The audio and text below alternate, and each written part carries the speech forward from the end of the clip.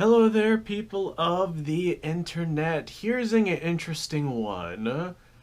What are what are the cartridges that I think are the best cartridges? We're talking rounds of ammunition, not like a cartridge for smoking or anything like that. What cartridges do I think are the best? And this took a little bit of time for me to sit and think about. I was sitting in my chair on the other side of the room for probably about 10 minutes or so, and I was weighing pros and cons, and I think that I got a pretty good list. So, we're going to go ahead and talk about three different genres of cartridge. We got pistol round, we got rifle round, and we got intermediate rifle round. So, let's go ahead and start off with the pistol round. I'm sure a lot of people are going to lean towards 9mm because it is, the most common. There's a lot of different handguns out there that are chambered in it. It's got a lot of practical applications, but I don't think that it is the best cartridge. And we're taking all things into consideration, from performance to capacity to availability of ammo to availability of firearms to the different platforms of firearms that you could find this ammo in, cost to power ratios, things like that. And 9mm, although it has a lot going for it, I don't think that I would call it the best. And I think that the best handgun cartridge that I would make claim to is going to be this right here, your 38/357 Magnum. Now, hear me out on this one. Yes, you do have the issue with capacity. I understand that. That is a big arguing point. But in most instances, you don't need more than 6 shots for whatever it is that you're doing. That being said, always carry more ammo. I understand. I get it. 100%. There's a lot of trade-offs with 357 in comparison to something else like 9mm. With the 357, if you carry speed loaders, you can reload your revolver quite quickly, especially if you get training with it and you get good at it. Practice makes perfect. And no matter what platform it is that you're running, you want to practice with it to the point to where you're adequate with it. But 357 Magnum offers a lot more that 9mm does not. As a Magnum cartridge, oftentimes fires like 158 grain projectiles, which is some pretty gosh darn large, honkin' heavy boys. 9mm, I wouldn't want to trust it with defense against like a large animal, not like I would want to trust 357. I have no idea how that sentence turned out like that. But 357 would be a lot more trustworthy against, say, a grizzly bear or something like that in comparison to 9mm. You have the power of that Magnum cartridge, but it's not overly powerful. If you look at something more like a 44 Magnum, that's a lot of a lot of girth. On top of that, you can fire 38 special through this revolver, so if you want a lighter weight, lighter charge, lighter recoiling round for whatever reason, maybe you're going after squirrels or whatever, you can go hunting with this handgun, no problem. There's plenty of places out there that allow handgun hunting. If you're going after deer, the 357 Magnum is perfectly adequate for deer, or if, like I said, if you're going after squirrels, raccoons, possums, whatever it is that you're going after, that 38 special would be a good way to take them out without completely destroying the meat. With something like a 44 Magnum, you get the more power, but a 44 special, which is the lighter weight version of 44 Magnum, the less powerful version of 44 Magnum, that is still a pretty gosh darn potent round. 38 special and 357 Magnum, I think, are the best power ratios, especially in terms of cost, especially in terms of ease of use. 38 special in a 357 Magnum revolver, you can reload that brass over and over and over and over and over. That lighter weight pressure doesn't really stretch the brass all that much, and get head spaces on the rim. It's just a really good all-around cartridge. There's things that you can do with the 38 357 Magnum combo that you simply cannot do with other cartridges. I think that there's the best handgun cartridge, especially because if you wanted to, you could load it into rifles as well. With the 9mm, even if you do load those into a rifle, you don't get that much increased velocity. Like a 357 Magnum from a revolver like this, you're looking at, I don't know, 1,000 or so feet per second, give or take. But then you throw that same 357 Magnum into a lever action with a much longer barrel, and you're looking more like 1,600 feet per second. versus 9mm, where you really don't gain that much more velocity inside of whatever platform it is that you're running. So definitely a really, really good one. 9mm has its place. I'm sure that a lot of people are going to have that on their list, but I wouldn't put that on mine. All right, up next, I'd probably go with the rifle round for our next category. And I would probably give it to 308/762 NATO, which is a mainstream cartridge, but it does a lot of things really well. It doesn't do anything really exceptionally well, but I think with the power, the long range capabilities, which although they are overshined by other cartridges, the long range capabilities along with the cost of 762 NATO, especially surplus 762 NATO, I think there's the big driving factor for this cartridge. You get a lot of bang for your buck in comparison to some other things that might do things a little bit better, but not well enough to be able to justify the cost of spending more money on whatever other cartridge it is that you're wanting to get in comparison to the amount of money that you would just spend on 762 NATO, and then you would have your full power rifle round to be able to send lead downrange pretty gosh darn good velocities to be able to touch out to some pretty gosh darn good distances. On top of that, the platforms that run 308, you can have like battle rifle styles of platforms, like modern style battle rifle styles of platforms, like the AR-10, which I'm sure somebody's going to go into the comments and say, that's an old design, it's been around since the 1950s. Modern AR-10s are not old school AR-10s. Updated rail systems and optics and updated accessory points and updated everything on those things does count towards an updated firearm. We're not rocking stuff from the 50s.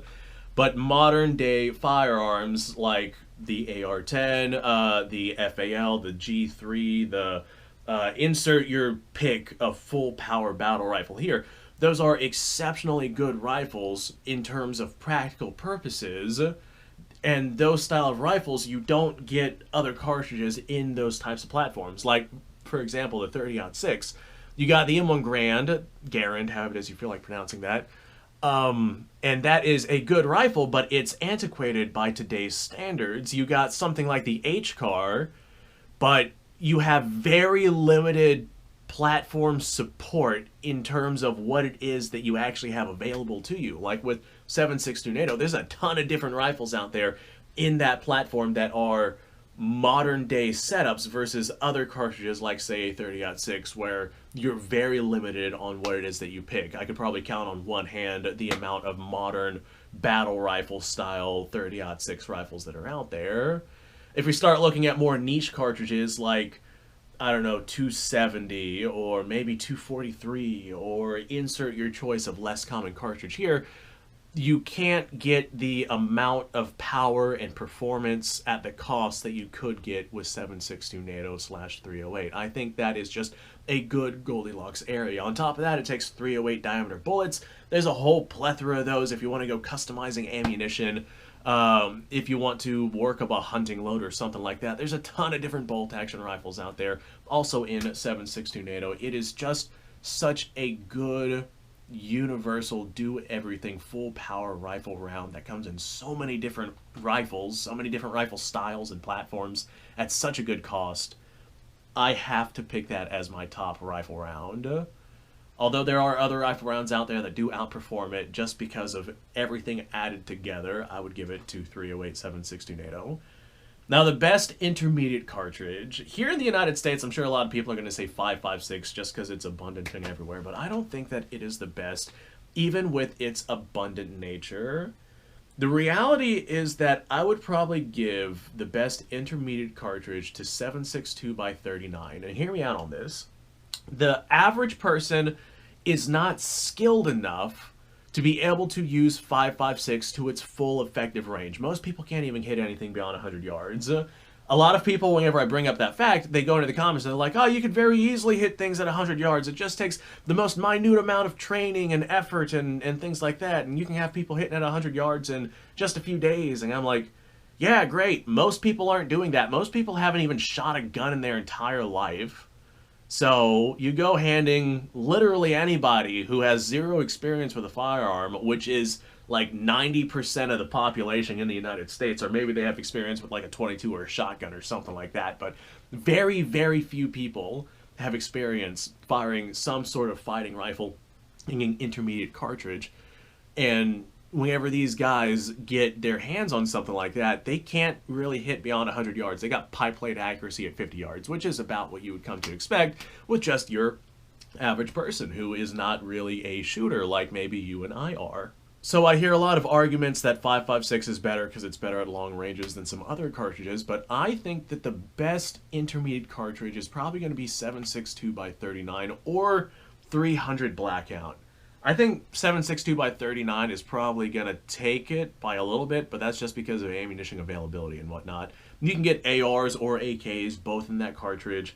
There's a tremendous amount of 7.62 by 39 out there on the market in all sorts of different varieties of bullet weights and whatnot.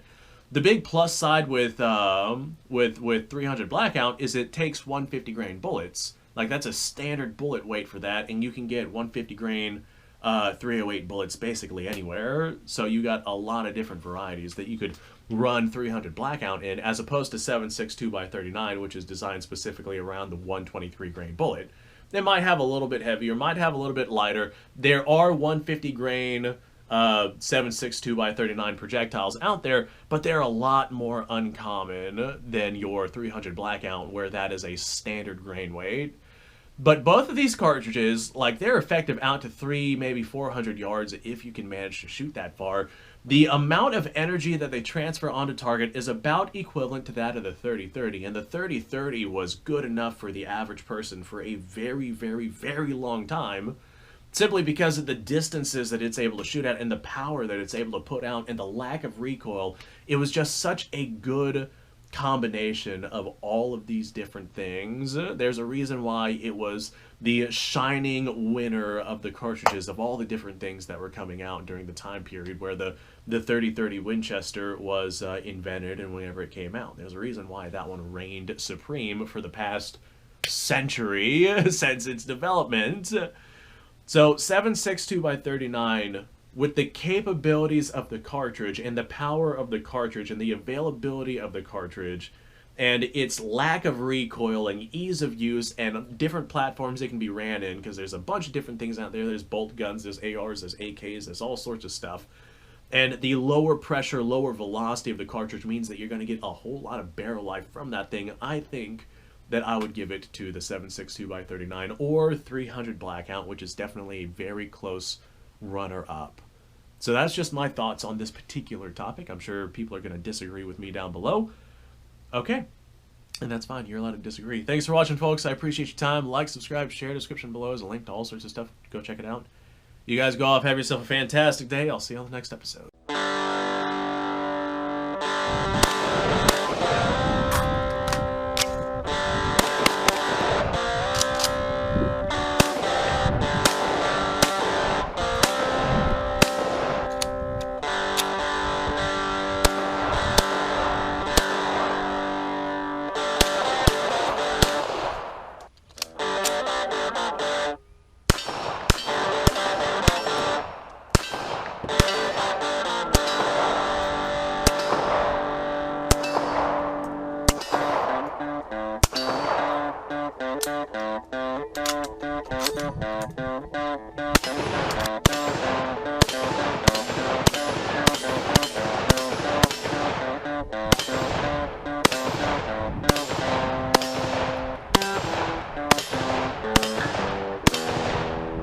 Been a little while since I've done this.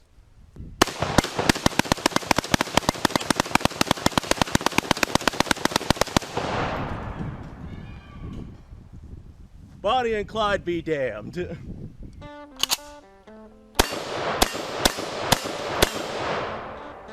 poor man's Garen.